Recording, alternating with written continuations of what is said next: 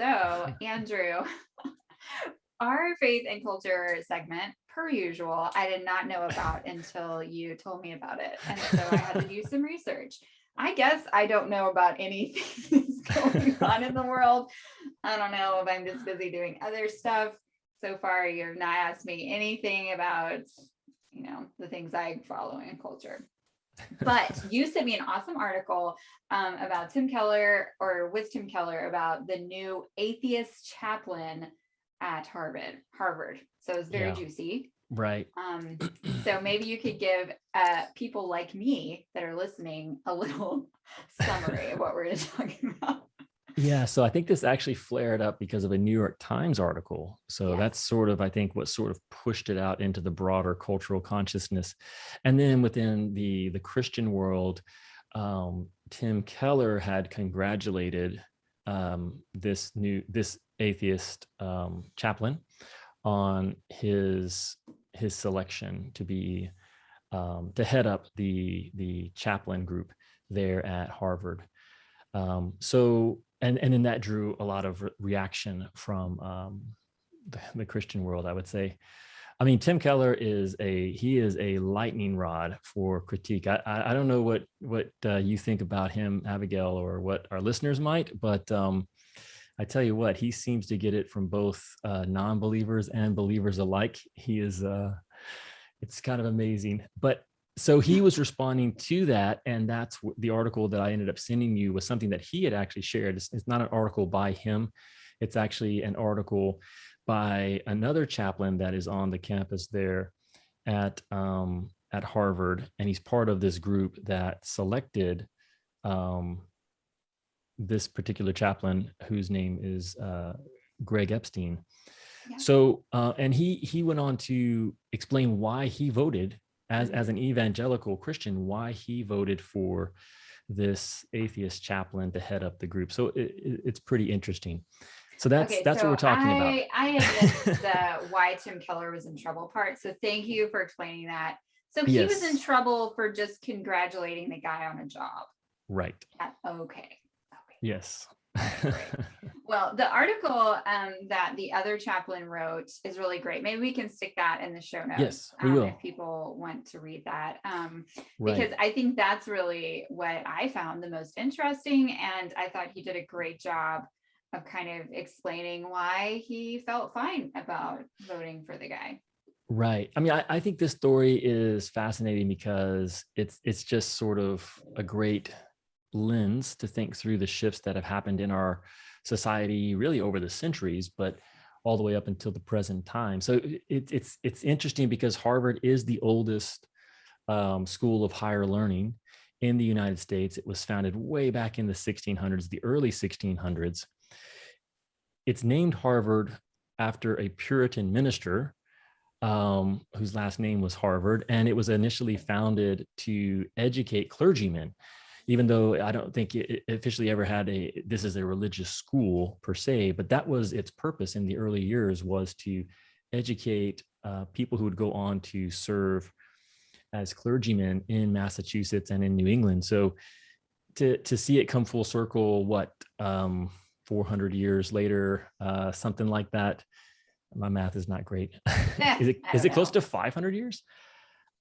No. Yeah, 400 years. It's fine. So almost 400 years later, now, you've got this school that was founded in a Puritan culture to train ministers, who has an atheist chaplain selected to head up the chaplain group there. So it is a kind of fascinating case study in how culture and society has shifted over time.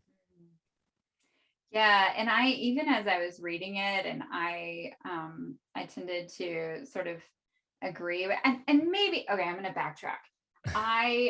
We come from a military background, and right. So we have like a different, or maybe just have experienced chaplains, and what chaplains do, at least in the Army setting, which is where I kind of came from. And so you get used to interacting and maybe even working with chaplains who are not in line with you on every theological point. In fact, some of them or not even Christians.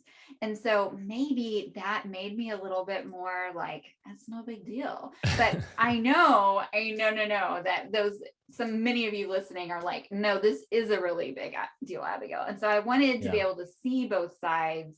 I really just saw it more of as like an administrative thing. Did I miss that? Like, it really was just like he was going to make sure that there was good communication. He was going to have to do extra paperwork that nobody else had to do. I don't know. Right. I mean, the headline, again, the New York Times reported on this. So this isn't something that the Christians are just freaking out about. I mean, they probably thought, oh, this is juicy. That's what they thought. Exactly. It's a very juicy headline. But yeah, once you actually get into the details of what's happening, you're like, oh, okay, this makes a lot more sense.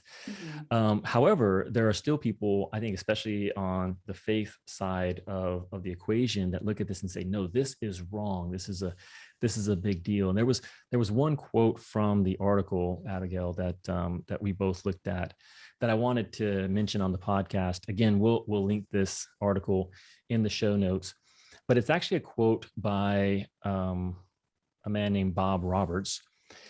And he says, in recent years, evangelical Christians have functionally cordoned themselves off from the rest of society and culture. And they've done this for a variety of reasons, but the result has been a church that does not understand the world. And a church that does not understand the world is a church that cannot faithfully serve and engage the world with the love of Jesus. So I think that that's what stands out the most to me. And I think it's accurate that as believers, we kind of have these dual commitments that live in tension. And the first is that we want to hold true to the faith. We don't want to water down the message. We don't want to add or detract to what God has revealed about himself in the scriptures and in his son, Jesus. The other side of that is we want to be in conversation with a world that does not agree with that or doesn't believe in that. And I think that in this tension that we sometimes live in, we lean more towards preserving. Well, we're just, even if it just means we're going to sort of section ourselves off and have our spaces where we can make sure the message stays true and we don't become corrupted. If that's what we have to do, that's what we have to do. And I think that's the point that he's making, is that if you go too far in that direction, you lose your voice as a messenger. So you're no longer in the conversations that are happening in places like Harvard. So that was my big takeaway from the article and the whole situation. Yeah, that's really good. And I really love that quote too. And it's very challenging to us of where do we want to stand. If anything, we want to make sure that we don't have the gospel lost in any way, shape, or form. Right.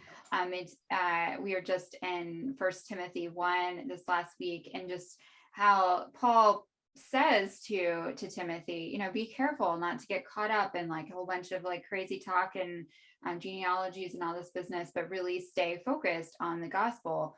And I think that is part of our fear, is that if we are in the world, then we're going to get so distracted. But it's our individual charge to stay focused in the gospel. And then we can trust the gospel, and we can trust the Holy Spirit to keep us as we go out into the world. It can allow us to be friendly and kind and loving to people and say, hey, great job on the job promotion, and it not literally impact our salvation. That is really like going over the top. I know I just sounded very dramatic, but I said it only to get my point across.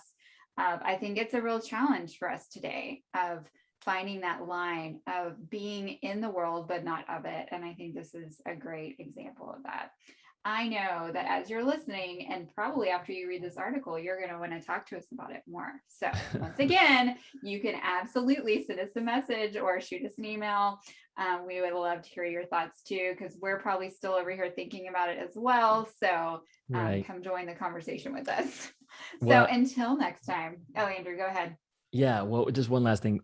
We do have an article on the blog about this particular issue, because over the history of the church, there's always been missionaries and monasteries. And that's really what we're talking about here is, do we engage the culture as missionaries, or do we withdraw from the culture into monasteries so that the truth is preserved? So I'll also link that in the show notes, and folks can give us feedback either on our conversation here or on that article. Yes, absolutely. Good call. All right, friends. Well, we can't wait to hear from you. And until our next show, thanks for listening, and we'll see you next time. Bye, Andrew. Bye, Abby.